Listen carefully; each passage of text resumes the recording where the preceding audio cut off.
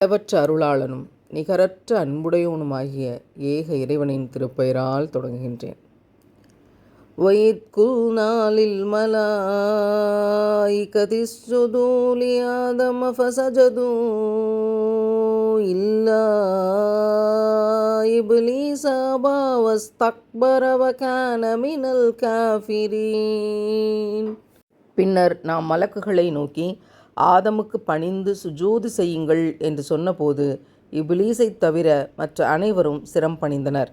அவன் இபிலீஸ் மறுத்தான், ஆணவமும் கொண்டான், இன்னும் அவன் காஃபிர்களைச் சேர்ந்தவனாகி விட்டான்.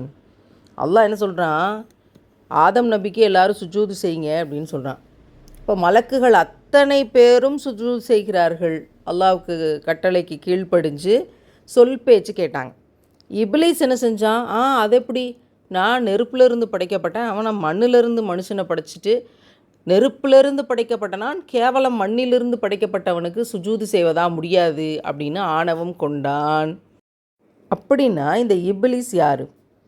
இந்த இபிலீஸ் மலக்குமார்களுக்கெல்லாம் பாடம் சொல்லி கொடுத்து கொண்டிருக்கக்கூடிய இறை பக்தியில் மிக உயர்ந்த நிலையில் இருக்கக்கூடிய ஒரு உன்னதமான ஆசிரியன், மலக்குமார்களுக்கு டீச்சர். அந்த இடத்தில் இருந்த இபிலீஸ் ஆணவம் கொண்டான், சிரம்பணிய மறுத்தான். அதனால் இறை மறுப்பாளர்களில் ஒருவனாக ஆகிவிட்டான்.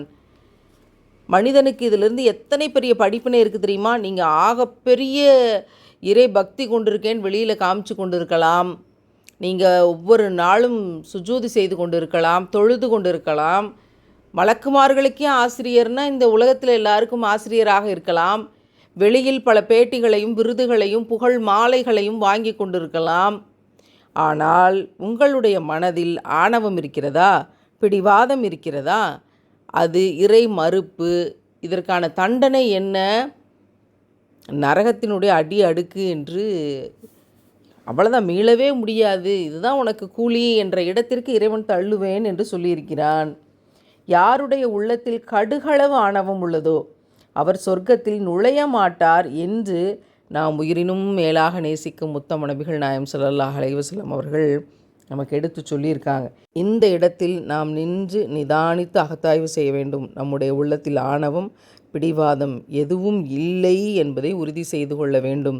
எவ்வளவு பெரிய காரியம் நாம் செய்தாலும் கூட அது நம்மால் நடக்கலை, இறைவன் நம்மை கருவியாக்கினான் என்று நினைக்கணும். நான் யார் தெரியுமா, நான் எவ்வளோ பெரிய ஆள் தெரியுமா, நீ என்ன நினச்சிட்டு இருக்கிற அப்படின்னு நினைக்கக்கூடிய தன்மையுள்ள மனிதர்களிடம் இருந்து கூட இறைவன் நம்மை பாதுகாப்பானாக.